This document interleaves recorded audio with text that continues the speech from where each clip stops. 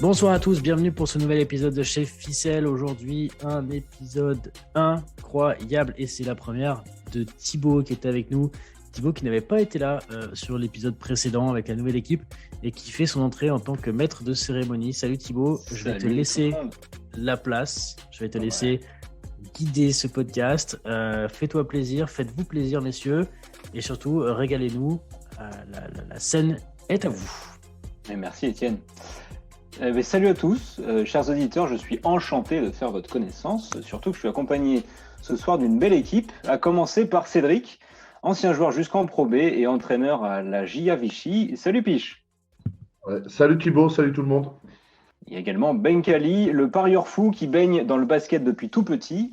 Salut Ben. Salut tout le monde. Vince, observateur avisé de l'économie du basket, qui bosse actuellement pour le club de Toulouse. Salut Vince. Salut à tous. Au programme de cet épisode, justement, nous allons rebondir sur ce dossier publié par Basket Europe qui nous révèle les salaires des joueurs et coachs de Betclic Elite. On s'est posé plein de questions à ce sujet et pour nous aider à y répondre, qui de mieux que Clément Carton, notre invité, journaliste à Basket Europe, justement. Salut Clément. Salut à tous, merci de l'invitation. Les gars, c'est parti. Selon vous, on va commencer par cette question-là. Quelle équipe a le mieux construit sa masse salariale cette saison ? Qui veut, Clément, si tu veux commencer. Je vais prendre la parole. Allez, vas-y. Moi, j'ai pu traiter un peu les salaires de Basket Europe et les traiter au quotidien pendant une dizaine de jours, tant que c'était en parution. Et je trouve que le Valois vraiment a su construire vraiment une équipe homogène avec des joueurs à plus de 100 000 euros. Je crois que c'était même la première parution d'ailleurs des salaires, Clément, si je me Tout à fait. pas. Et c'est vrai que c'est assez costaud et assez homogène, avec quand même un très bon recrutement, avec Cummings qui est potentiel MVP du championnat. Et donc, s'il me faut poser la question, moi, je dirais le Valois, les Mets. Ouais, tout à fait. Moi, je pense un peu la même chose. C'est difficile de passer à côté des Metropolitans parce que, à chaque fois que je les ai vus jouer, il y avait cette alchimie. Et puis, c'est les 10 joueurs qui apportent vraiment.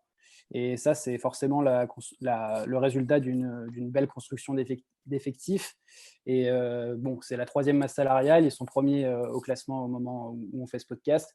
Donc, c'est logique d'en parler en premier, je pense. Et Cummings à 200 000 euros, c'est pas un vol, mais c'est quand même une très bonne affaire par rapport à son impact et ce qu'il réalise face aux meilleures équipes du championnat. Et pareil, il y a plein de joueurs d'appoint, que ce soit Hornsby, Ginat, et puis on ne parle même pas du coach, mais Vincent Collet coûte pas si cher finalement quand on regarde le prix des autres coachs en Betclic Elite. Donc, effectivement, pour toutes ces raisons, Boulogne-le-Valois mérite d'être cité en premier. Et le club de Boulogne qui est en train de mettre 27 points à Hambourg en Eurocoupe au moment où on parle là. Facile. 150 000 euros en effet pour Vincent Collet. Honnêtement, je pense que là, c'est assez léger en effet. Ouais. Je pense qu'il manque 100 000, facile.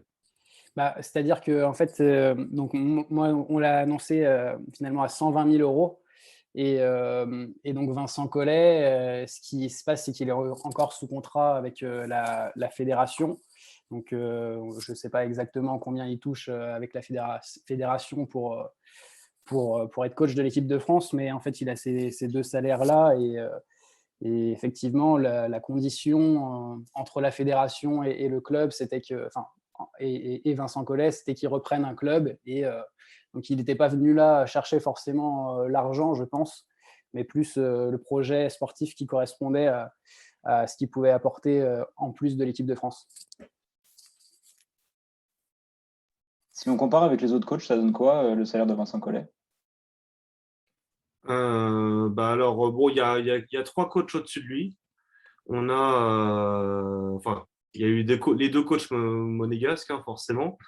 Mitrovic à 250 000 et Obradovic à 200 000. Mais bon, on parlera du cas Monaco un peu plus tard. Laurent Leniam qui a 160 000. Donc Laurent Leniam est quand même au-dessus en salaire par rapport à Vincent Collet, quoi. Donc il a une belle augmentation avec le projet Burgien. À part les En Mets, vous deuxième. voyez qui d'autre, Ben et Cédric par exemple? Moi, j'avais aussi coché le Valois parce que je trouve que effectivement, ils ont à la fois recruté de bons joueurs sportifs qui répondent sur le terrain et ça sur les deux compétitions. Ils ont 10 joueurs vraiment qui apportent et je trouve que la hiérarchie sportive qui a été instaurée marche très bien. Et quand on regarde les salaires, en fait, on se rend compte que en fait, les leaders répondent aussi sur le parquet. Donc, ouais, j'aurais dit le Valois également. Ouais, c'est compliqué hein, de pas citer le Valois, parce que c'est vrai que quand on voit les joueurs plus le résultat, plus le classement et le jeu qu'ils proposent, c'est vrai que c'est compliqué d'aller chercher plus loin. Après, Bourg-en-Bresse, c'est pas complètement hors sujet, hein, la manière dont ils ont construit leur équipe. Après, ils ont un peu de déception sur un ou deux JFL ou sur un RICA, mais dans l'ensemble, pour Bourg-en-Bresse, c'est bien construit aussi.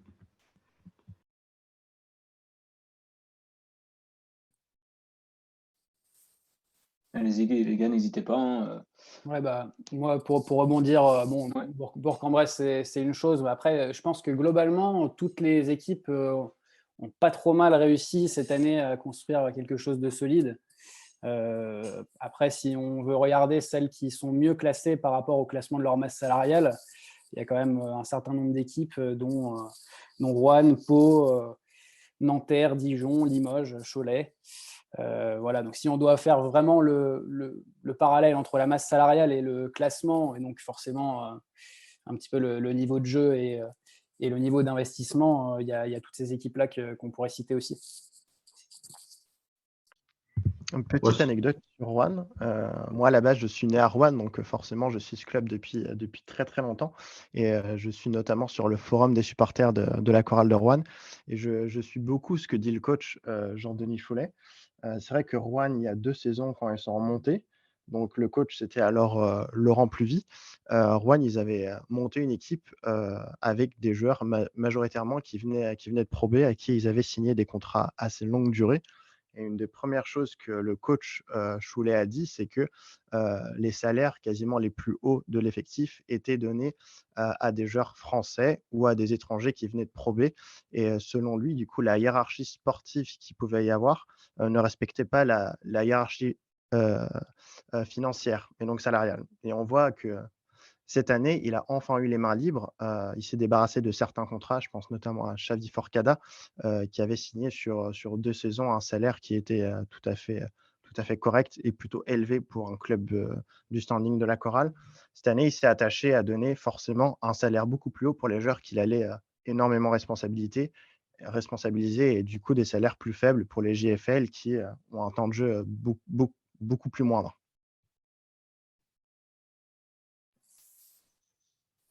Ouais, pour rebondir sur la chorale de Rouen, donc j'ai eu Jean-Denis Choulet en interview il n'y a pas très longtemps, et il m'expliquait évidemment que c'était plus facile d'aller chercher un Américain qui n'avait pas forcément d'expérience sur le plan européen pour un petit salaire, plutôt que de mettre le prix pour un JFL, parce qu'évidemment, il y a 18 clubs qui sont en concurrence pour signer les JFL, et donc ça explique le fait que ce soit les étrangers cette année qui prennent le leadership à Rouen et que les JFL soient un peu relégués, parce qu'il ne me semble pas qu'il y ait un seul JFL qui soit à plus de 15 minutes par match à Rouen.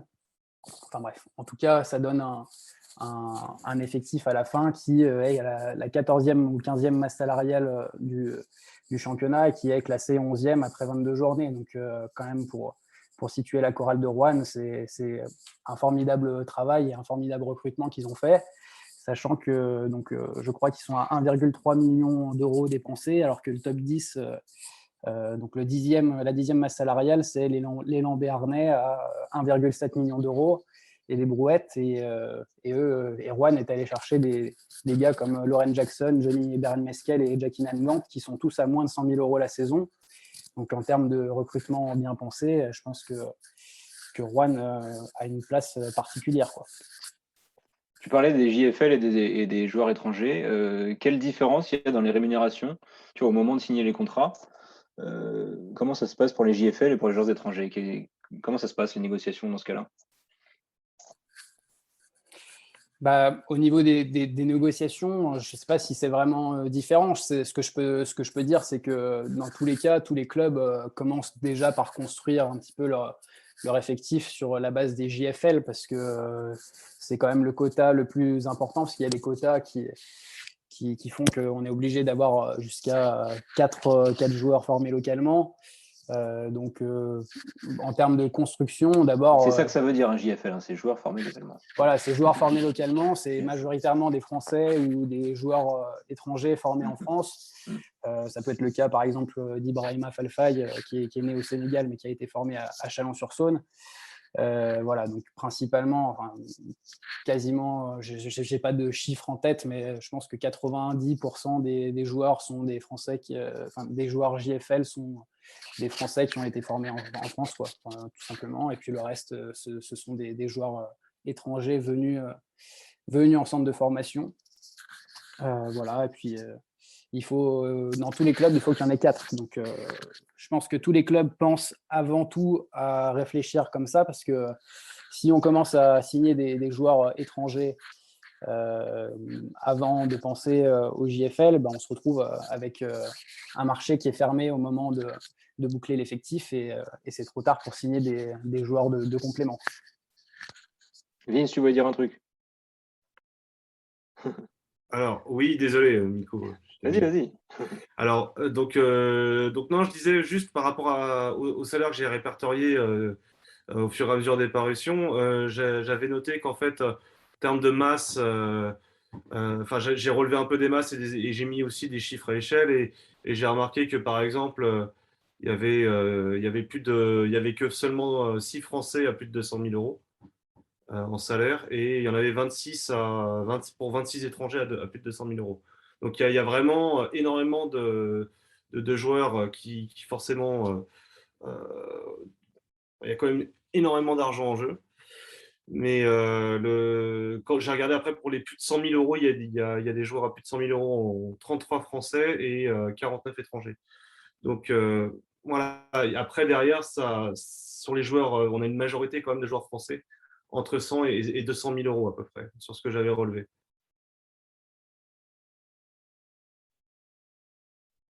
Si vous voulez tout le détail, bien sûr, vous pouvez aller sur le site Basket Europe, récupérer tout ça, tous les chiffres, avec bien sûr à chaque fois un article pour chaque équipe. Cédric, je crois que tu voulais y rajouter quelque chose. Ouais, non, c'est que j'abondais dans le sens de ce que disait Mathieu, c'est que dans les clubs pro, la première signature et les premiers joueurs qui signent, c'est les JFL, quoi. Ils prennent leur temps la plupart du temps pour trouver les étrangers, mais les premières signatures, à 80% du temps, c'est les JFL. Et d'ailleurs, c'est pour ça qu'on voit, par rapport à ce que disait Vincent, les salaires aujourd'hui des JFL, si on compare il y a quelques années en arrière, ça n'a rien à voir, quoi. Quand tu vois des Lau Konaté ou des Maxime Ross là, qui sont à 110 000, ces joueurs-là, je pense qu'il y a quelques années en arrière, ils les auraient pas touchés. Mais c'est une façon de les retenir en France ou parce qu'ils ont des envies d'ailleurs ou c'est une logique d'augmentation générale des salaires? Il y a une augmentation quand même chez les jeunes. Il y a des jeunes qui passent un cap et qui parfois doublent leur salaire. Là, j'ai quelques exemples sous les yeux. Je ne sais pas si vous m'entendez. Mais T'entends très bien. on m'entendait très bien. Yes. Par exemple, on voit Kamagaté qui passe de 23 000 à 100 000 euros de salaire, donc plus de 77 000 euros. Joanne Bégarin, donc tous les joueurs du Paris Basketball, pardon. Il y a une augmentation chez Bégarin, il est passé de 25 à 80 000. Une augmentation chez Dustin Sleva aussi, qui est passé de 40 000 à 90 000, donc plus de 50 000 euros aussi sur son salaire annuel. Et voilà, donc c'est les joueurs de moins de 25 ans du Paris Basketball. En fait, Dustin, il a moins de 25 ans, qui, avec la montée de Pro B en Betclic, ont profité justement de renégocier leur salaire à la hauce, ce qui est tout à fait logique. Hein. Mais chez les jeunes aussi, on a d'autres jeunes dans le championnat qui ont passé le cap. On a Yohan Makondu qui est passé de 30 000 à 60 000, donc qui a doublé. Nils Sako, qui est à Reims, il me semble, qui est passé de 40 000 à 65 000. Donc voilà, il y a quand même des jeunes qui passent un cap et qui sont accompagnés quand même pour réévaluer un peu leur salaire et qui ont été valorisés cette année en tout cas. Ben, on parlait des équipes qui ont réussi la construction de leur masse salariale. Qu'en est-il du Paris Basket? Ben. Le Paris Basket, je trouve qu'ils ont. Alors, c'est assez paradoxal. Ils ont une équipe donc, qui vient de monter en Pro B. Ils ont fait le choix de renouveler pas mal de joueurs. Ils ont responsabilisé les Français qu'ils avaient réussi à développer en Pro B. Ils ont gardé également le meneur et ils ont fait le choix de prendre une recrue star, donc Kyle O'Quinn, qui malheureusement n'a pas apporté le rendement nécessaire. Et pourtant, Paris Basket, qui est un promu qui a quand même, alors je ne sais pas à quel rang ils sont en termes de classement, mais c'est un club qui doit être au milieu de tableau, je pense, en termes de budget et de masse salariale. Donc, ils ont un budget assez conséquent. Pour l'instant, les résultats ne suivent pas, mais leur logique est assez intéressante en responsabilisant des Français. Et je pense que plus globalement, ces dernières années, on assiste à la volonté de certains clubs qui ont quand même des moyens, je pense notamment à l'Asvel, de monter une French Team. Et ça a notamment inspiré certains autres clubs qui ont répliqué ce modèle dans une mesure moindre. Et c'est une méthode qui a plutôt porté ses fruits. Je pense notamment à la GL Bourg et à la JDA Dijon qui s'appuient sur un noyau de Français et ça marche. Pour des clubs avec des moyens un peu moindres, c'est vrai que c'est difficile de rivaliser pour aller chercher les meilleurs JFL français. Et donc, c'est forcément plus facile pour aller chercher des étrangers qui vont coûter parfois moins cher et qui seront plus faciles à remplacer en cours de saison si le rendement n'est pas là. Après, si je me permets de rebondir sur le Paris Basketball, mais après, c'est donner la chance aux jeunes, c'est très bien, mais il faut que ces jeunes se fassent respecter aussi sur le terrain. C'est le problème des arbitres qui ont tendance parfois à faire basculer le momentum quand il y a des erreurs de jeunesse et c'est parfois limite en termes de décision arbitrale. Et c'est vrai qu'on a tendance à les brider depuis des années. Et ça aussi, c'est un paramètre qu'il faudrait peut-être aussi intégrer de notre point de vue critique sur le championnat, quoi. Voilà, c'est que les jeunes ne sont pas forcément respectés non plus sur le terrain ça bride vraiment la sortie vraiment du processus de formation, quoi. C'est ça qui est dommage. Ouais, c'est vrai qu'on peut quand même saluer l'initiative de Jean-Christophe, de JC Prat, hein, qui est un vrai entraîneur formateur, de vraiment mettre les jeunes sur le terrain, les laisser faire des erreurs. Parce que tu as certains coachs qui sont beaucoup moins tendres avec les jeunes et qui, à la moindre erreur, vont les sortir directement. Mm. Donc, bravo quand même au Paris Basket pour cette politique sportive. Et pour rebondir sur le Paris Basketball, je pense que c'est surtout, en quelque sorte, l'image qu'ils veulent donner, c'est l'image d'un club urbain qui construit sur ses jeunes et sur ses anciens NBAers. Et aujourd'hui, pour être performant en Betclic Elite, l'image, ça ne suffit pas toujours. Alors là, ils ont tenté des coups, évidemment, parce qu'ils sont promus, parce qu'il y a une image à construire. Mais on ne peut pas aussi attendre de cette équipe qu'elle soit performante directement en ayant des jeunes et des joueurs qui n'ont pas forcément prouvé grand-chose sur la scène européenne, enfin sur la scène dans le basket européen, je veux dire, dans le championnat de France. Voilà. Là, quand je regarde les chiffres de Paris, c'est la 5e masse salariale, mais en fait, c'est complètement tronqué par le fait que Kyle O'Quinn coûte 350 000 € la saison et qu'il soit dans le top 5 des meilleurs salaires cette année. Et en fait, voilà, c'est une très bonne pioche en termes d'image, mais sur le terrain, Kyle O'Quinn n'a jamais été un leader de son équipe, tout simplement. Et aujourd'hui, il ne faut pas en attendre trop non plus d'un projet comme celui du Paris Basketball. Ça a touché quand même au dramatique, hein, le cas de Queen, hein. Surtout au match à Limoges. On le voit retourner en pleurant sur le banc, complètement largué. est dépassé par la situation. Et on peut se demander quel est l'avenir pour ce joueur, quoi. Quel est l'avenir?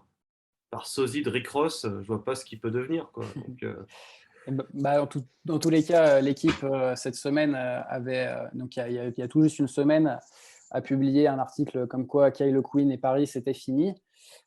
Pour l'instant, le club, je ne crois pas qu'il ait démenti ou quoi que ce soit, ou confirmé quelconque information. Mais le problème aussi de Kyle Quinn, c'est qu'il avait signé, je crois, 2 ans.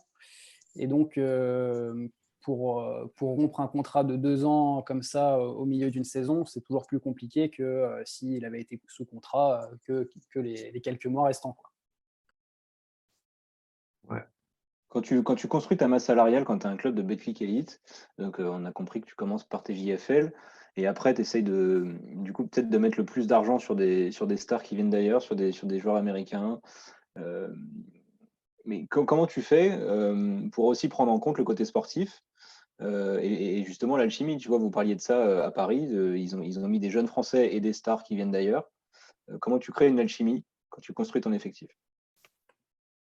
Eh bien, si je peux me permettre, déjà, en gros, chaque club a sa stratégie.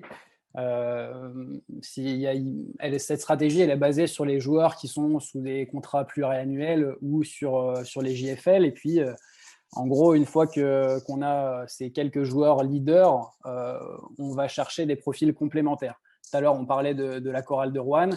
Jean-Denis Choulet m'expliquait il y a quelques jours qu'il avait Ronald Marsh qui était censé être son leader au scoring et il voulait un profil complémentaire de Ronald Marsh en allant chercher un arrière qui était plus shooter. Et donc, il est allé chercher Johnny Beran-Meskel qui n'avait pas forcément les statistiques les plus impressionnantes quand il a joué à Nanterre, mais il avait ce profil de shooter.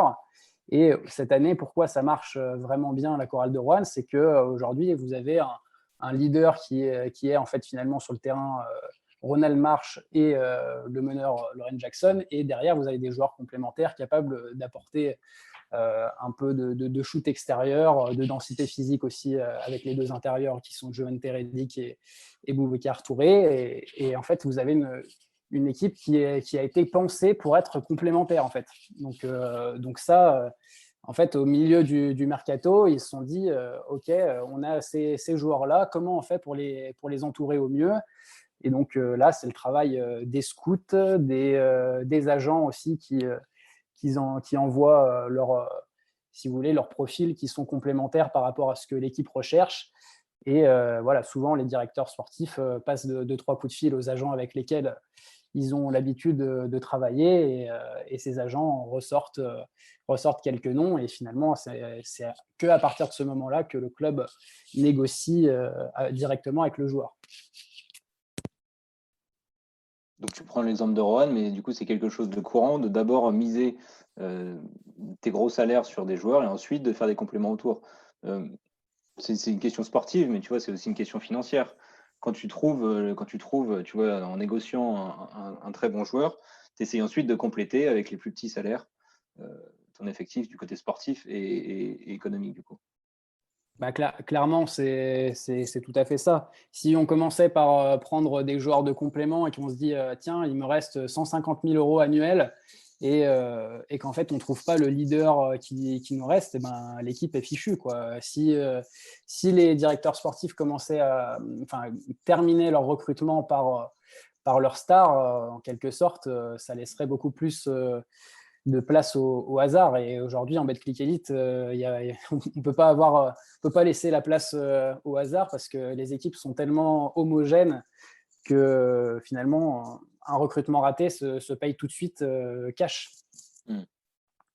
Est-ce que ce n'est pas ce qui s'est passé cette intersaison pour Orléans? J'ai le souvenir qu'Orléans a recruté des joueurs très tardivement, dont Youssou N'Doye, et il me semble aussi que Chris Warren est arrivé aussi et a été recruté aussi assez tardivement, alors qu'on sait que Germain Castano s'appuie énormément sur sa relation poste 1-5. Il a eu l'axe Brandon Jefferson-Halilovic. La saison d'après, il a eu Paris Lee avec Luke Fisher, cette année Chris Warren, Youssou N'Doye, mais ces deux pièces maîtresses, cet axe 1-5, de mémoire, est arrivé assez tard. Comment on pourrait l'expliquer ça? Si je me souviens bien, pour le cas d'Orléans, le budget a été bouclé assez tard. Puis il y avait la question de la subvention de la ville qui a été réglée assez tard aussi. Ce que Germain Castano et même l'ancien président, M. Noireau, je crois, disait, c'est que la subvention avait été baissée alors que la nouvelle Arena va arriver. Donc finalement, Orléans pensait que ça allait être l'inverse et que la ville allait donner des subventions plus élevées, et finalement ça a été l'inverse. Donc Orléans a réduit une partie de sa masse salariale comme ça, je crois, et même de son budget total, et ce qui a donné lieu à un recrutement tardif, je crois. Ouais, je te confirme, hein, pour être assez proche du dossier. Mais ouais, ils ont eu vraiment des grosses difficultés à boucler leur budget.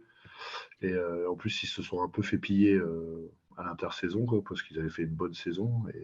Mais il est vrai que le problématique principale, c'est qu'ils ont bouclé leur budget vraiment très très tard. Cela dit, ils arrivent quand même à s'en sortir quand même assez bien, parce que Chris Warren a fait un excellent début de saison, et Youssou N'Doye est vraiment un joueur confirmé. Donc Germain Castano s'appuie évidemment sur l'axe 1-5, et pour l'instant, malgré les blessures, ça arrive à tenir plutôt pas mal. Alors voilà, c'est, je crois, l'équipe qui a été le plus touchée par les blessures, donc ce qui explique aussi le fait qu'il soit quand même pas au top au niveau classement. Mais voilà, je pense que sur le terrain, en tout cas, ils apportent ce qu'ils peuvent, quoi. Sachant qu'il n'y a quand même que 4 joueurs qui sont au-dessus des 100 000 euros cette année à Orléans. Vous parliez de construire les budgets, de faire son budget au début d'une saison et des difficultés d'Orléans. Ça représente quelle part les salaires dans le budget des clubs? Eh bien, le poids de la masse salariale dans les clubs, la moyenne sur cette année, c'est 33%, donc pile un tiers. La masse salariale la plus faible par rapport au budget, c'est celle de Pau, puisque Pau utilise seulement 23% de son budget global pour la masse salariale. C'est le nouveau projet qui est en train de se mettre en place autour de l'élan béarnais. Donc cette année, ils ont décidé d'y aller assez tranquillement sur la masse salariale, en prenant que des joueurs qui avaient déjà joué dans le championnat de France, et en misant pas plus que ce qu'ils avaient touché les années précédentes. Donc finalement, Pau a joué petit, et en même temps a réussi à prendre des joueurs confirmés. Et pour l'instant, ils sont septièmes. Ah, tout à fait. Non, mais c'est très bien joué. Après, ce qui se passe, c'est qu'ils sont septièmes, ils ont la 10e masse salariale, mais ils ont le 3e meilleur budget de France quand même. Oui. En fait, si on regarde entre la 3e place et la 10e place, c'est quand même très serré, en fait. Donc, je crois qu'ils sont à 1,7 million d'euros dépensés, et que la 3e ou la 4e place est à plus ou moins 1,9 million d'euros. Donc, en fait, tout le monde se tient dans le top 10, quoi. Sauf les deux monstres d'Euroleague, mais on aura l'occasion d'en reparler. Et justement, par rapport à la question qui était sur le poids de la masse salariale, c'est que l'Asvel est à 30% de la masse, du budget est représenté par la masse salariale pour l'Asvel, alors que pour Monaco, c'est 48% du budget cette année. Et c'est quasiment donc la moitié du budget qui est consacré uniquement à l'effectif. Et là, on se rapproche vraiment des écuries européennes qui, chaque année, que ce soit l'Anadolu Efes, qui utilise quasiment 2 tiers de son argent à la masse salariale, c'est 15 millions sur 25 millions. Voilà, on est vraiment sur des sphères européennes pour Monaco, et tout le reste, ça tourne vraiment autour des 33%. Donc sur les équipes qui sont à moins de 30%, il y a l'Asvel, Limoges, Strasbourg et Pau. Et donc à l'inverse, Monaco qui est 48% de son budget en part de masse salariale. Je voulais rebondir là-dessus. Et c'est vrai que ces 48% de masse salariale pour Monaco leur permet d'avoir des joueurs comme Mike Jepps à 1 200 000, Moti Junas à 600 000, Thomas à 430 000. C'est quand même déjà les 3 plus gros étrangers en salaire, déjà. Et ils ont aussi Andjuzic à 330 000 aussi. Donc, ils ont quand même des joueurs au-dessus de 200 000 euros.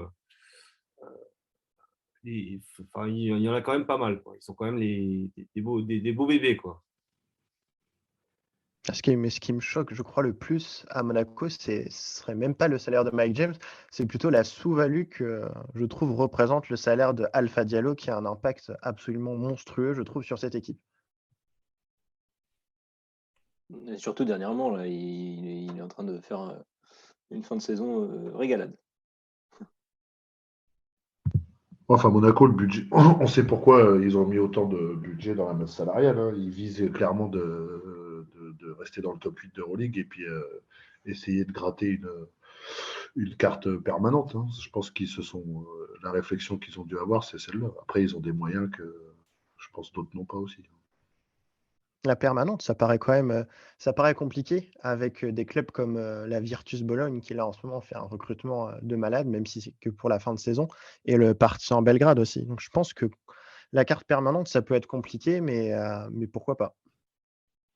Après, il y a plein de fiscalités différentes aussi. Donc, c'est d'autres paramètres pour établir un peu les masses salariales en fonction des budgets. Et on voit avec Monaco, hein, voilà, c'est un cas à part en France. Mais voilà, c'est vrai que le Partizan, c'est pas les mêmes règles fiscales qu'en Turquie ou en Espagne. Enfin, voilà, il y a plein de sur ce problème profond sur le modèle Euroleague où il y a des fiscalités, des modèles économiques différents, quoi.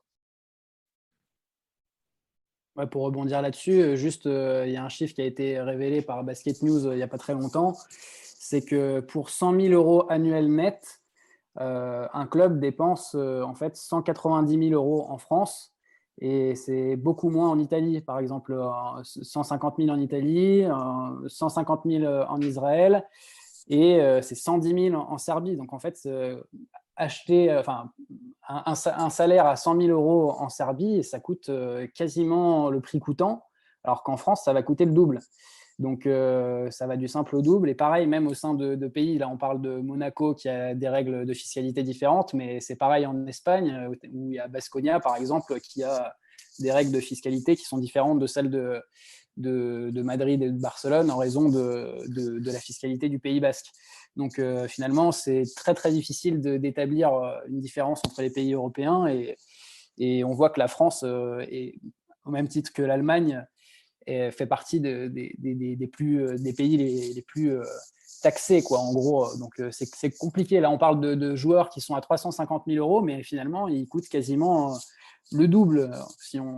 Enfin, pas le double non plus, mais ils coûtent quand même beaucoup plus cher que ce qu'on annonce comme chiffre comme ça en annuel net. Et puis, il y a les avantages aussi des joueurs qui sont déclarés ou pas dans le salaire. Bien sûr. Il y a des choses, il y a des choses qui sont à prendre en compte. Hein, mais si vous voulez venir à Toulouse, il y a plein d'avantages en nature. Hein, en National 1, un projet ambitieux sur le 4e marché français. N'hésitez pas, appelez-moi. Oui. Enfin, il y a Monaco, c'est quand même les seuls qui sont capables d'avoir Rob Gray. J'ai regardé tout à l'heure, là, ça m'a surpris. Quand tu vois le salaire de Rob Gray et quand tu vois qu'il joue absolument rien, il y a quand même beaucoup de clubs qui aimeraient bien le récupérer. Je ne sais pas s'il est blessé ou si c'est vraiment un choix du coach, mais c'est quand même assez étonnant de voir qu'il ne joue même pas en Betclic Elite. On pourrait se dire qu'ils ont deux équipes distinctes, une pour l'Euroleague, une pour le championnat. Et même en championnat, il ne joue même pas. Mais après, je ne vais pas faire l'avocat du diable, mais c'est vrai que quand on a 14 joueurs à plus de 160 000 euros, bah, dans tous les cas, absolument tous les cas, il y a 2 joueurs qui ne vont pas jouer. Donc forcément, 2 joueurs qui sont à plus de 160 000 euros. Il y a 3 ou 4 clubs qui n'ont même pas un seul joueur à 160 000 euros. Donc forcément, ça fait jaser, mais en fait, comme il n'y a que maximum 12 joueurs sur la feuille de match, mathématiquement, il y a forcément ce décalage. Non, enfin, le gars est quand même MVP de l'Eurocup l'année dernière, ou des finales d'Eurocup. Je veux dire, c'est fou quand même le placard qu'il prend.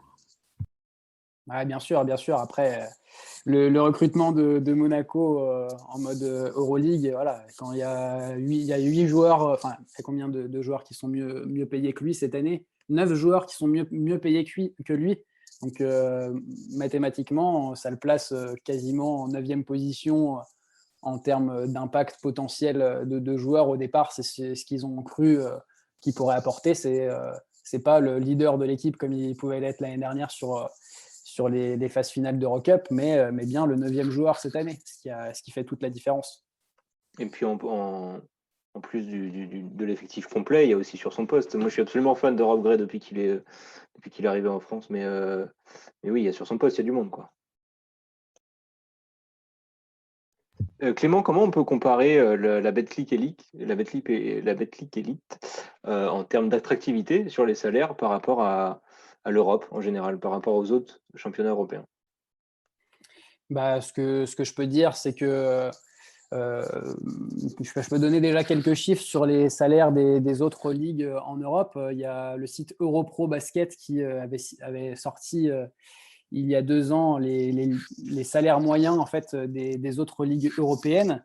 Donc avant même l'arrivée de l'Asvel et de Monaco en Euroleague, hein, mais c'était juste pour donner un petit exemple. Donc la France, avant de donner les autres pays, est compris, le salaire moyen est compris entre 100 000 et 350 000 euros, en gros, pour à peu près 50% des clubs. Et c'est les mêmes sphères en Italie, en Grèce, en Allemagne et en Israël.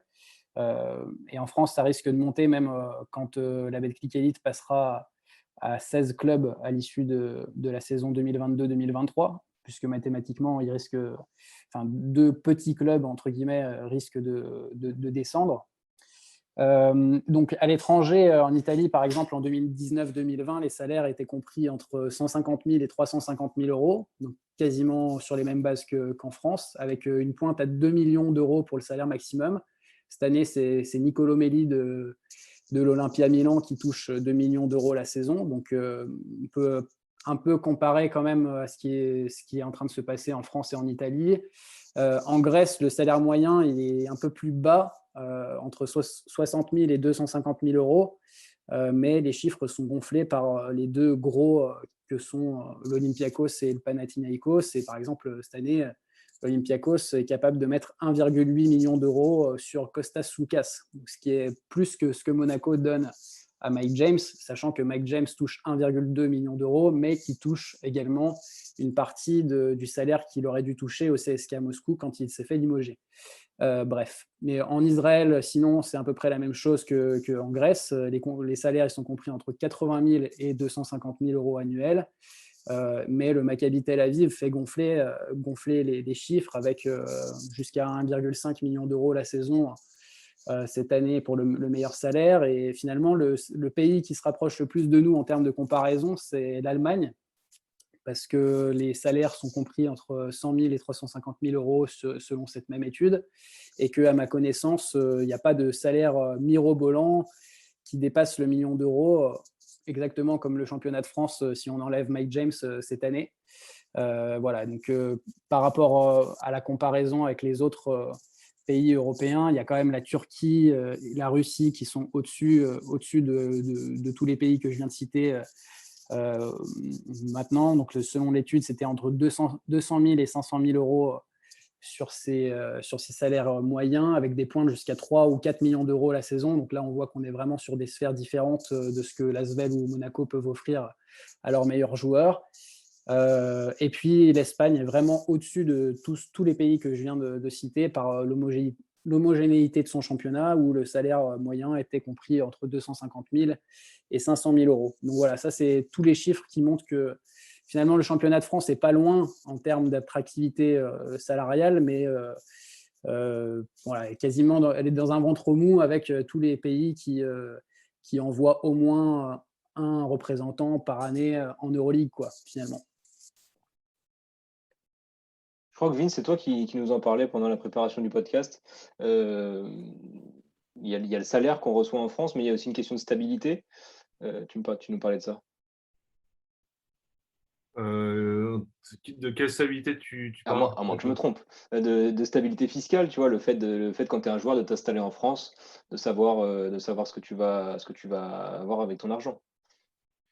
Ah bah après, il y a les agents qui sont en deal avec des cabinets de gestion de patrimoine, donc forcément, derrière, ils se posent la question dans la relation entre l'agent et le joueur de s'installer durablement en France et d'investir aussi, quoi.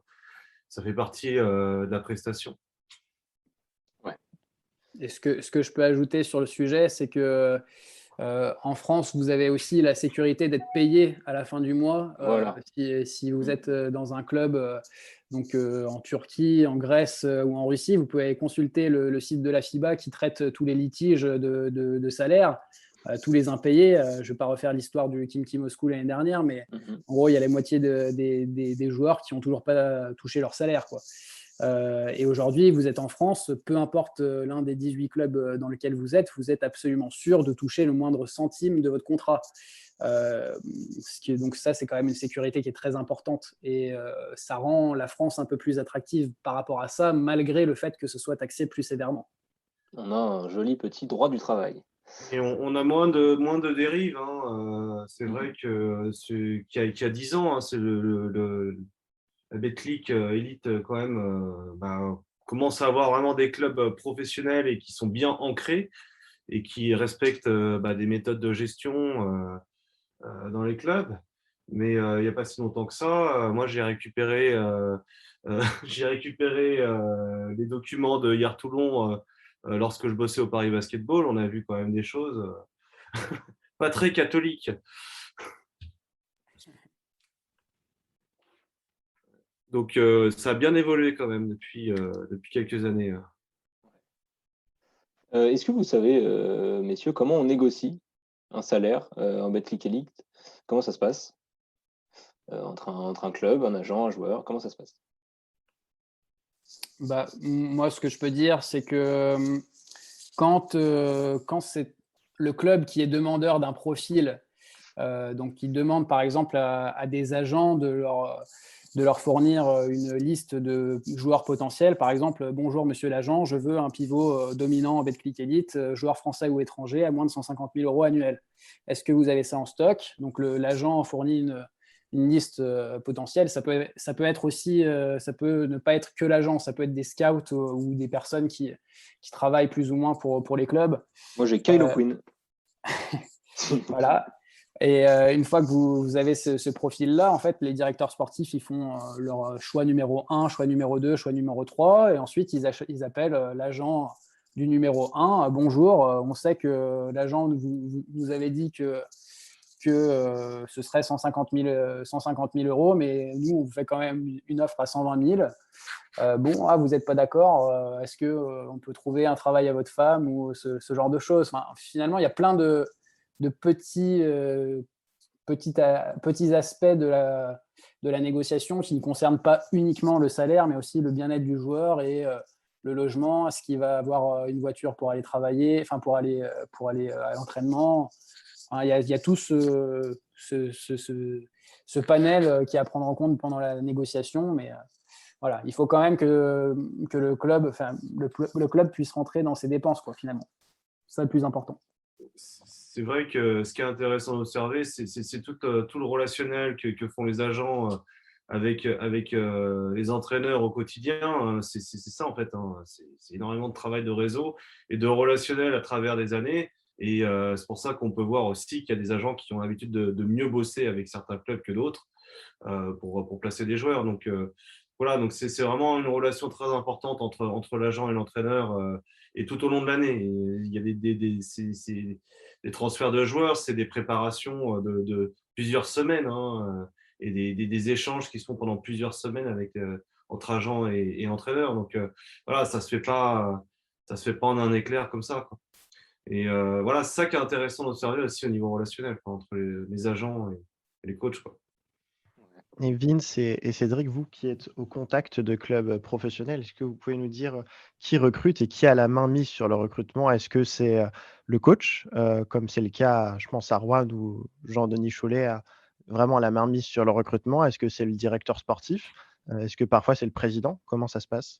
Comment dire, il y a de plus en plus de directeurs sportifs. D'ailleurs, il me semble que ce sera obligatoire maintenant pour tous les clubs de LNB. Alors, je ne sais plus si c'est actif ou si ça sera activé prochainement. Mais Ce n'est pas encore actif, mais c'est en tout cas la volonté de la LNB. Sur le principe, voilà. ça devrait déjà être le cas. Mais c'est ça, c'est ça. Et c'est vrai que jusqu'à présent, c'était les entraîneurs et qui négocient directement avec leur président.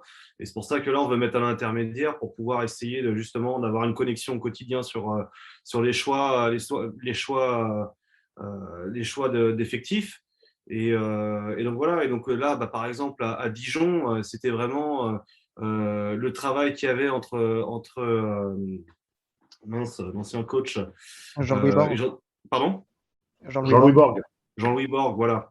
Jean-Louis Borg et donc le Niam. C'est vraiment cette relation-là qui s'est cassée. Et c'est peut-être pour ça aussi que le Niam doit s'adapter à Bourg-en-Bresse pour instaurer une nouvelle relation avec Sarr, avec Frédéric Sarr, non, c'est ça.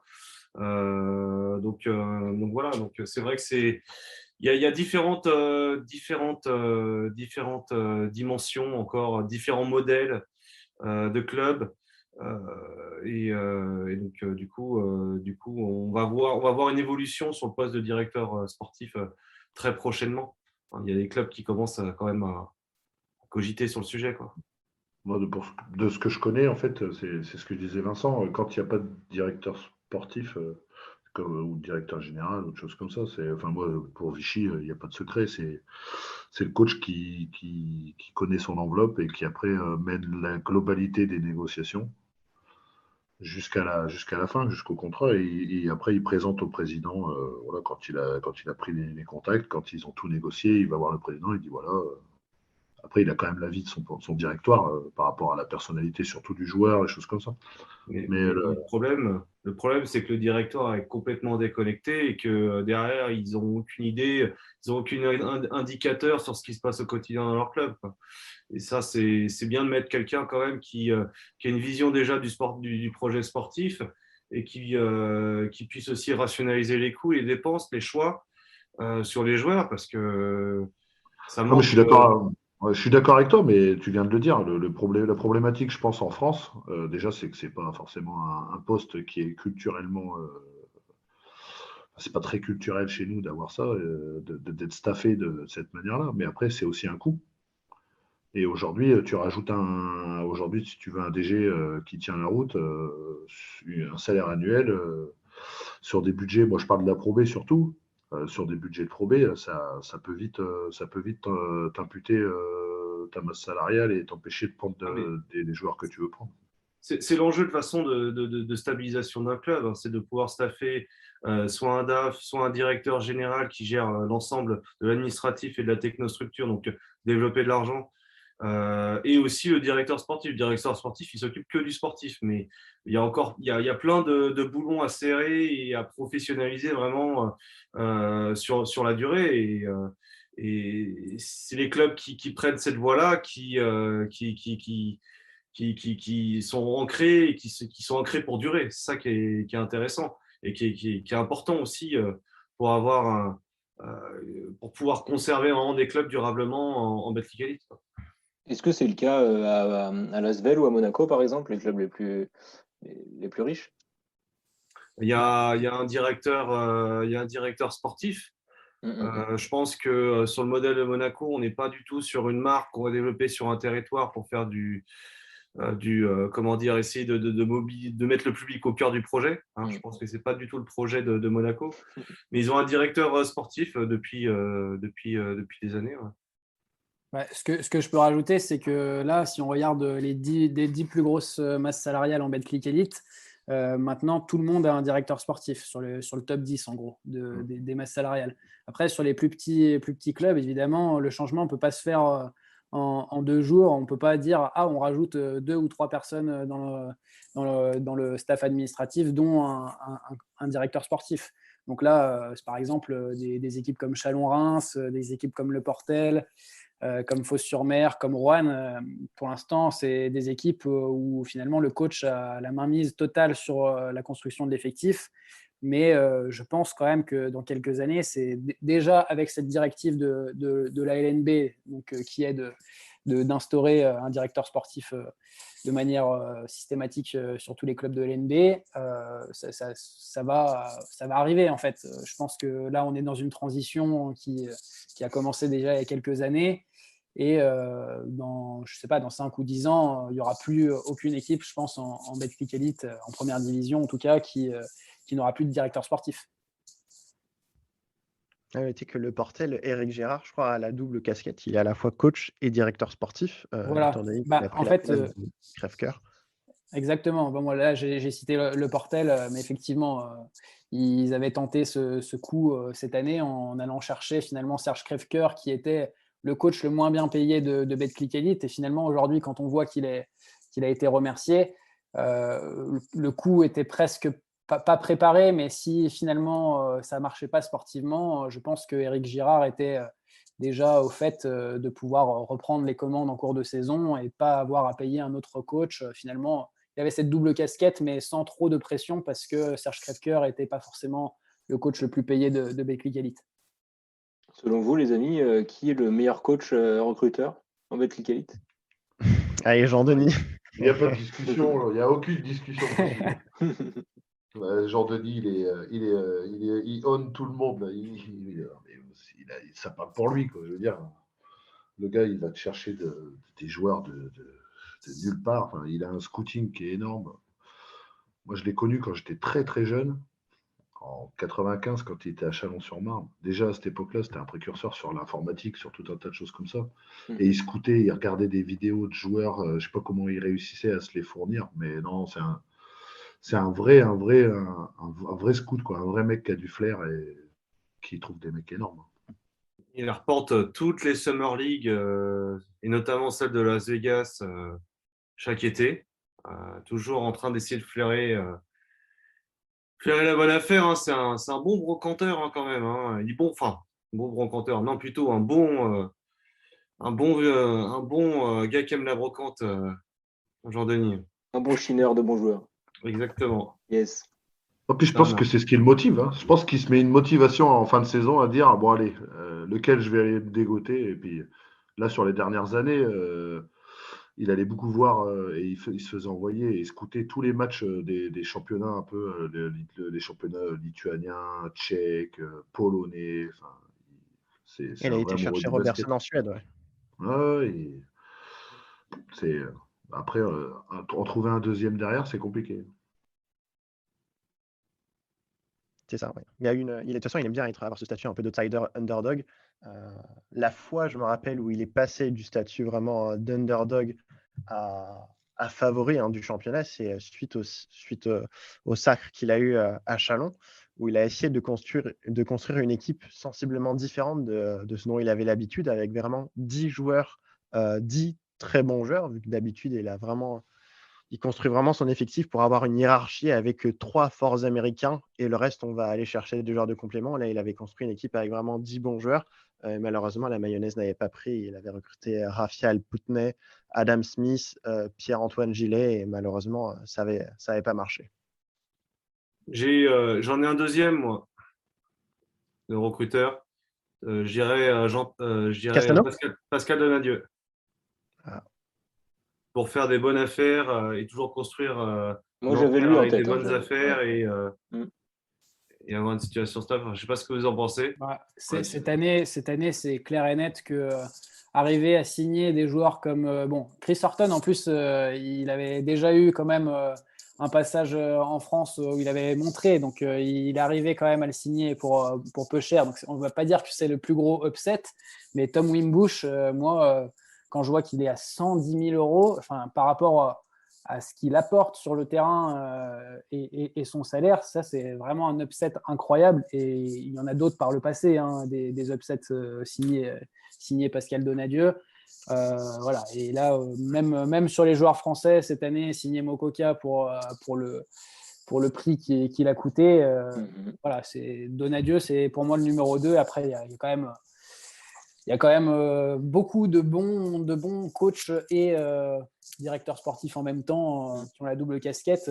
Il n'y a pas que ces deux-là. Hein. Il y a Cédric Heitz à Chalon-Reims. Vélor aussi à moi. Hein. Ouais, bah, tout à fait. Enfin, il y en a beaucoup. Hein. Oh. Enfin, Donadieu, c'est surtout un sacré bon joueur de poker. Hein. Moi, je ne me mettrais pas à table avec lui parce que je pense ils sont surtout à Nanterre, je trouve, très très forts. Au-delà de trouver des joueurs qui viennent un peu nulle part ou quoi, mais dans les contrats qu'ils signent, dans les paris qu'ils font sur la relance de certains joueurs un peu revanchards. Enfin, moi, je trouve que c'est vraiment c'est cette qualité que je lui trouverais par rapport à plus dénicher des gars ou des joueurs qui derrière font des carrières exceptionnelles. Mais par contre, qu'est-ce qui négocie bien leur truc, quoi. Et les coups de poker qu'ils lancent, à chaque fois qu'ils lancent une pièce, elle tombe toujours sur pile, quoi. Ils se trompent rarement, quoi. Il y a eu une bonne pioche, en tout cas, en recrutement de coach à Gravelines, avec J.D. Jackson, qui a quand même stabilisé la situation là-bas. C'est vrai que BCM Gravelines l'a touché vraiment à un bon prix. Enfin, ils ont bien fixé le prix le prix parfait de la négociation avec lui. Ils lui ont proposé un salaire de 90 000 € sur la saison. Et pour un gars d'un profil de la trempe de J.D. Jackson, c'est plutôt une bonne affaire pour les deux parties, quoi. Surtout que à l'époque où il était à Lasvel, donc il y a de ça 5 ans, il touchait 140 000 € annuels. Ouais, donc en fait, je connais pas, j'ai pas d'autres exemples comme ça de coachs qui ont réduit leur salaire de manière assez significative comme ça et qui en même temps, là, il a vraiment repris le dessus sur la situation sportive de Gravelines qui était quand même inquiétante puisque ça fait 2 ans qu'ils frôlaient la relégation, donc pour un club qui quand même, on parle d'un club qui est autour de la 10e place, donc vraiment en termes de masse salariale et de budget, qui sont vraiment dans le milieu de classement, quoi, qui ne devraient pas se retrouver aussi loin, quoi. Avant de changer de sujet, les copains, on parlait des équipes qui ont le mieux construit leur masse salariale. Vous en voyez d'autres que celles qu'on a évoquées? J'en vois une autre, ouais. Ouais, dis-nous. J'aime beaucoup la construction d'effectifs du Mans. Je trouve Ah, qu'ils merci. font du bon Merci. boulot depuis Ils sont plutôt pas mal depuis la classés, saison oui. dernière. C'est Merci. très cohérent. Tu me l'as. Vas-y, Ben, dis-nous, pourquoi? Qu'est-ce qu'ils ont fait, le Mans? Bah, je trouve déjà que la saison dernière, alors déjà, ils étaient quand même dans une période de reconstruction. Hein. Il y a eu quelques coachs qui sont passés par là. Ils se sont stabilisés vraiment avec Elric Delors. Ils ont vraiment je trouve, ils ont 10 bons joueurs vraiment qui apportent. La hiérarchie sportive est très bien établie. Les rotations sont vraiment très, très solides. Les JFL apportent tous à leur échelle, que ce soit Valentin Chéry, Williams Naras. Ils ont des leaders également qui répondent présents. Ils ont bien réussi à faire oublier, mine de rien, Ovisoko avec Tashon Thomas. Et vraiment, je trouve qu'ils ont une vraie ossature. Hein. Quand je pense au Mans, je pense directement à Keane, à Bumforth, à Thomas et à Terry Tarpey. Et derrière, le banc est très costaud. Donc voilà, la stabilité paye et j'aime vraiment bien cette équipe du Mans. Ante Cunningham aussi qui est assez Aussi, ouais. costaud, qui est assez costaud à l'intérieur quand il veut bien, mais capable quand même de peser sur une rencontre. Ouais, il y Ouais, de a toute façon, du shoot, il y a de l'expérience, il y a de la vivacité, il y a de la combativité avec Tarpey. C'est une équipe assez complète. Tarpey, c'est un chien en défense. Oh là là. Non, mais en tout cas, l'équipe a été très bien construite. Je dois juste rappeler qu'elle avait été construite avec l'espoir de jouer la BCL et donc une Coupe d'Europe, ce qui n'a pas été le cas puisqu'ils ont perdu au tour préliminaire de la BCL en n'ayant quasiment pas eu de préparation avant. Hein. Donc finalement, ça a été la douche froide. Mais c'est vrai que quand on regarde l'effectif global, c'est vraiment un collectif, quoi. Il n'y a pas trop de. Enfin, bien sûr qu'il y a l'individualité, Tashon Thomas qui est au-dessus du lot parce que il est capable d'apporter dans différents registres, mais au-delà de ça, il y a vraiment des Dante Cunningham, des Tarpey, des Naras qui sont capables de se battre un peu pour les autres. Et ouais, c'est vraiment c'est la bonne combinaison, je trouve, entre les joueurs étrangers et les joueurs français, quoi. C'est vraiment la force de Le Mans. Ouais, puis ça respire les bons mecs en plus, hein. Si tu regardes un peu, là, Tout à fait. ils ont une chaîne YouTube là, qui est plutôt performante. Là. En termes de com, ils sont pas mal. Ils font beaucoup de petites vidéos, d'inside et tout. Ça sent vraiment la bonne équipe. Mais c'est vrai qu'ils sont un peu sur courant alternatif, hein. Ils sont quand même assez dépendants de ce que va faire Thomas ou des choses comme ça. Là. En l'espace de 3 jours, ils peuvent être très très différents les uns des autres. Je les mettais un peu dans mes poils à gratter du championnat, mais dans la formule playoff, je me demande si la répétition des matchs, ça peut pas les déranger un peu. On parlera du sportif dans les prochains épisodes de Ficelle, à mon avis, et on pourra mettre Le Mans dans les belles histoires de cette saison. Est-ce que vous voyez d'autres éléments à nous donner sur ce débat des constructions de la masse salariale, ou on peut passer à la suite? Ouais, J'ai juste, une ouais. petite devinette. Mais allez-y. Un joueur que j'aimerais vous faire deviner, un joueur où j'ai été surpris de sa signature dans un club cette année. Ça fait 3 saisons de suite que ce joueur, il change de club et que son salaire, il baisse, alors que c'est un joueur qui est en pleine possession de ses capacités physiques. Un joueur qui a fait une belle première saison dans un club européen qu'il a rejoint en cours de saison. C'est un JFL et qui, ces 2 dernières années, dans 2 clubs différents, joue le maintien. Alors qui suis-je? Nobel? Il a activé le micro avant moi. Je veux dire Nobel aussi. Nobel Bunkokolo. C'est pas Nobel. C'est pas Nobel. C'est pas Nobel, on est sur un joueur extérieur qui peut jouer à poste 2, poste 3. C'est pas Nobel. C'est pas Nobel. C'est un joueur Il a plus changé jeune 3 que fois. Nobel. Tu dis qu'il a changé 3 fois de club, mais c'est 3 clubs français? 3 clubs français, effectivement. Ouais. Mm. Il a commencé à Strasbourg et il est dorénavant à Cholet. Boris Dalot. Exact, c'est Boris Dalot. Ouais, Mais bravo, putain, Clément, mais t'es l'invité, donc t'as gagné. C'est normal. Ah, yes. C'est Non, normal. mais c'est vrai que là, je ne sais plus quel était le dernier match, mais je crois qu'il sort un match où il frôle le triple-double il n'y a pas très longtemps que ça. Et effectivement, c'est un joueur qui coûte quand même pas très cher, hein, 75 000 € la saison. Quand on a un apport comme celui qu'il a pour ce prix-là, c'est sûr que je pense que les dirigeants de Cholet doivent être assez contents de l'avoir parmi eux. Ouais, il avait montré, je trouvais, de belles choses à Strasbourg, un club qu'il avait rejoint en cours de saison. Il me semble qu'il était en Serbie juste avant, surtout que Strasbourg jouait la BCL. Il avait vraiment été plutôt pas mal en rotation. Il a rejoint le Portel, un club qui joue le maintien, sûrement pour gagner en temps de jeu. Et j'avoue qu'il a fait une saison plutôt correcte au Portel et je ne m'attendais pas à le voir rejoindre un club comme Cholet, surtout encore en baissant son salaire. Messieurs, avant de conclure ce podcast, je voudrais qu'on évoque les conséquences sportives de la guerre en Ukraine. Avant de parler du sportif, qui sera notre angle, hein, je pense qu'il est bon de rappeler que ces conséquences sont bien mineures par rapport aux conséquences humaines dans ce pays. Mais voilà, on s'est dit que ça restait un sujet, avec par exemple la question du classement en Euroleague pour nos clubs français, pour l'Asvel et Monaco. Qu'est-ce que vous en dites? Est-ce que c'est juste de suspendre les clubs russes et en fait ce nouveau calcul du classement? Qu'est-ce que vous en pensez?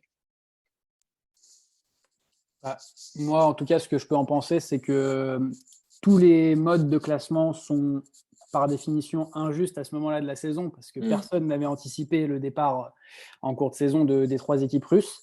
Donc, la première chose à dire, c'est qu'il n'y a aucune solution qui est parfaite et il n'y a aucune solution qui pourra satisfaire tout le monde. Ça, c'est sûr et certain. Voilà. Moi, à titre individuel, je pense qu'on ne peut pas faire abstraction des matchs qui ont eu lieu. Parce qu'il y a eu des matchs qui ont justifié des débauches d'énergie de la part d'effectifs. Je pense par exemple à la double victoire de l'Asvel et Monaco quand le CSKA Moscou a perdu 2 fois quand ils sont venus en France. C'est des matchs, quand on regarde les matchs de l'Asvel et de Monaco, il y a un impact physique qui est là pour plusieurs jours, plusieurs semaines. Et derrière, si tu vas perdre en Betclic Elite, c'est aussi parce que tu as joué ces matchs contre les équipes russes. Pour préciser, pardon, je te coupe, mais pour préciser, les 3 clubs russes, du coup, vont être les 3 derniers du classement et les autres vont monter. C'est ça, hein, avec le pourcentage de victoires Donc, les victoires sont gardées pour les clubs comme Monaco ou Lasvel qui ont battu le CSKA Moscou. Les victoires sont gardées. Voilà. C'est pas plutôt l'inverse sur le classement de l'Euroleague finale, c'est que les matchs qui ont compté avec les équipes russes ne seront pas pris en compte et qu'on prendra finalement le classement total sur les 28 matchs qui ont eu lieu entre les autres équipes et pas les 6 matchs potentiels qui auraient pu être joués avec les équipes russes entre chaque équipe. Donc, bref, pour enchaîner par rapport à ça, c'est sûr que là, il y a eu un vote en fait entre tous les clubs qui sont signataires, dépositaires d'une licence A pour valider ce principe-là. Et effectivement, ça pose un problème éthique parce que les clubs qui évidemment sont bien placés sans les matchs avec les équipes russes, évidemment, qui vont militer pour cette position, et les clubs qui, à l'inverse, qui avaient gagné contre les équipes russes, évidemment, qui veulent l'inverse. Donc, chacun milite pour ses positions et finalement, parce que c'est les clubs de l'Euroleague qui décident, la façon de faire ce classement est par définition injuste puisque chacun va militer pour ses propres intérêts. Et c'est d'ailleurs le problème actuel avec Fenerbahçe qui déplore cette façon de faire ce classement. Et par exemple, Ergin Ataman, il y a quelques heures, qui a réagi par communiqué de presse en disant évidemment Fenerbahçe va se retrouver évidemment déclassé par rapport à la façon de faire ce classement, et c'est parfaitement injuste parce que juste il y a la majorité des clubs de l'Euroleague qui ont décidé que ce classement serait fait de cette manière, mais parce que finalement il y a des intérêts. Dans 8 semaines, il y a les playoffs et c'est plus facile quand même d'être au playoff si on décide juste que les résultats qu'on a fait contre les équipes russes, s'ils sont intéressants, on les prend en compte. S'ils ne sont pas intéressants, on ne les prend pas en compte, quoi, finalement.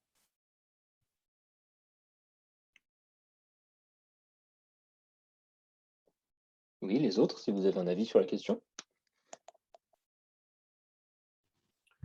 C'est qu'il y a des conséquences, forcément, et ces fermetures de clubs russes, et en Ukraine aussi, et il y a des joueurs qui se retrouvent sans emploi et qui vont essayer de trouver preneur. Après, je crois qu'en France, on ne peut plus recruter, là, en termes de règlement. Je ne sais pas si je me trompe, Clément.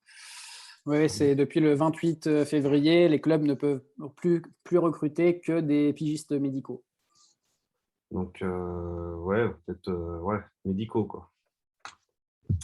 Ouais, non, sportivement, c'est déplorable. Mais après, en termes humains, comme on disait tout à l'heure, mais après, dans le sportif, sur l'Euroleague et tout ça, après, ma foi, chacun aura son avis là-dessus. Mais sportivement, c'est un peu déplorable. Nous, en France, sur notre championnat, vu la date à laquelle ça s'est passé, ça n'aura pas forcément énormément d'impact, je pense. Mais peut-être la saison prochaine, par contre, où là, du coup, les agents et les joueurs, ça doit commencer à sincèrement s'activer au téléphone et les propositions doivent commencer à arriver.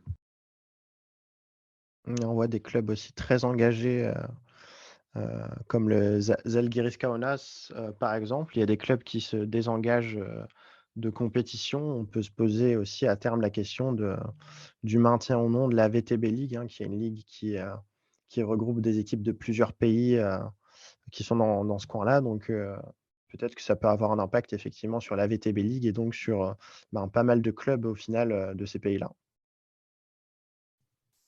Tout à fait. À Basket Europe, juste, on a interviewé cette semaine un journaliste ukrainien qui évidemment prédisait en quelque sorte la fin de l'apogée du basket russe, parce que déjà d'un point de vue éthique, les joueurs sur le plan international n'ont pas envie d'aller mettre les pieds dans des clubs russes. Donc ça va fermer un marché et en ouvrira forcément d'autres. Et au niveau de la VTB League, la VTB, donc VTB, c'est le sponsor principal. Et donc là, il va s'arrêter probablement de fonctionner et donc de subvenir aux besoins de cette ligue. Et puis de toute façon, il y a les clubs estoniens qui partent. Enfin, en fait, il va rester que les clubs russes. Donc finalement, ça va redevenir un championnat local plutôt qu'une force, ce qui avait été au départ une force collective avec les clubs, estoniens, biélorusses, plus les Russes, quoi. Et sinon, Monaco, on en parle, non? Non. Mais on peut, si tu veux. Non, parce que c'est quand même assez cocasse, quoi. Le président ukrainien, le directeur sportif russe, enfin, ça doit pas, et dans le staff, il y a un Ukrainien, donc ça doit pas être forcément très simple à gérer tout ça.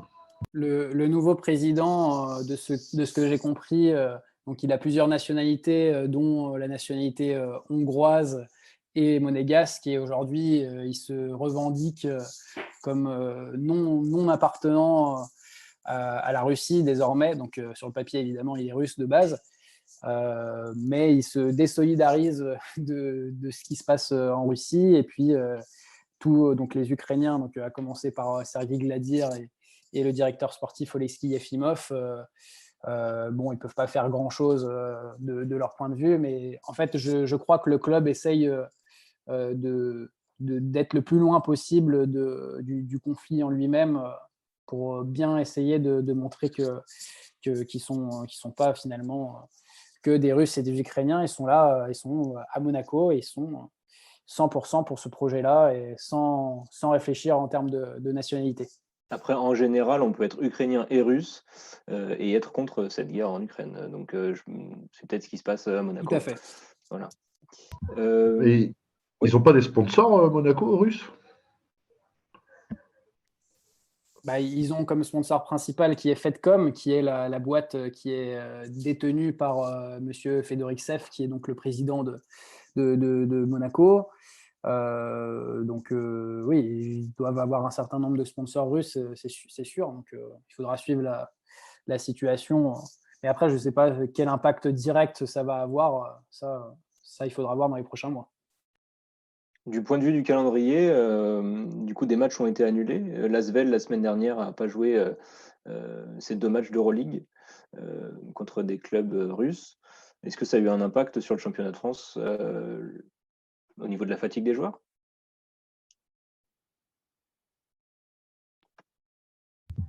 Moi, je pense pas, hein. J'ai vu le match contre les métros, il n'y a pas de discussion sur le résultat.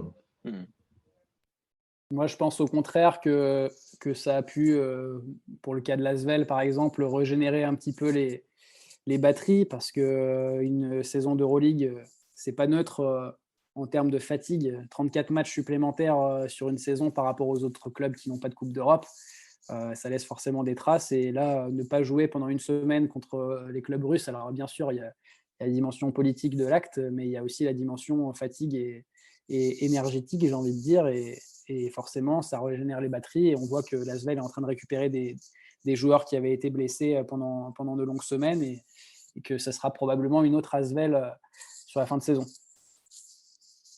C'est pour ça, on approche des playoffs. L'Asvel devait aller à Saint-Pétersbourg le 1er mars, le 3 mars à Kazan. Et Monaco, eux, ils devaient aller à Moscou le 17 mars.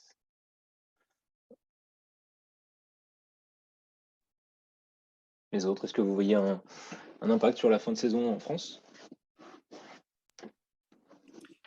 Moi, ce que je peux dire sur l'impact, c'est qu'on verra ça. Enfin, si Monaco arrive au play-off, évidemment, ça aura une dimension supplémentaire par rapport à l'impact que ça peut avoir au niveau de l'effectif. Là, pour le moment, finalement, il ne reste plus qu'une poignée de matchs en Euroleague. La saison d'Euroleague commence très tôt, et très tôt, c'est le rouleau compresseur.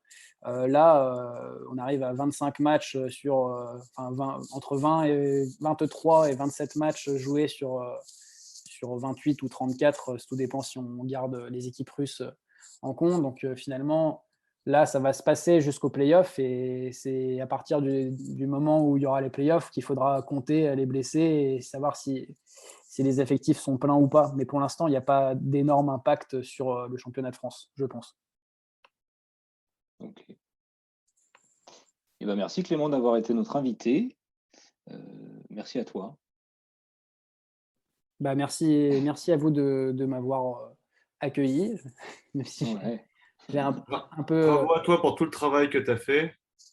Bah, merci. Je vous engage à aller lire à Basket Europe et à vous abonner évidemment si ce n'est pas le cas pour découvrir le reste des salaires qu'on n'a pas divulgués pendant cette émission. Et voilà, c'est un travail qui dure pendant plusieurs mois pour arriver à avoir ces chiffres qui ne sont pas officiels mais qui sont au plus proche de ce qu'on peut avoir. Et voilà, donc c'est une façon aussi de soutenir le basket français si vous voulez vous abonner à Basket Europe et pas uniquement pour les salaires. Il y a évidemment tout plein d'interviews et de dossiers le plus fréquemment possible sur l'économie des clubs, mais pas que. Des belles histoires. Donc, venez sur Basket Europe. Si vous êtes auditeur de Ficelle, vous serez lecteur facilement de Basket Europe, à mon avis. Merci à l'équipe de Ficelle de m'avoir accueilli. C'était un plaisir pour moi ce premier épisode. Merci Ben, merci Cédric, merci Vince. Merci à tous. Merci les gars. Et puis merci Étienne aussi qui était avec nous tout à l'heure. Allez, on se retrouve bientôt pour un prochain épisode de Ficelle. Salut à tous.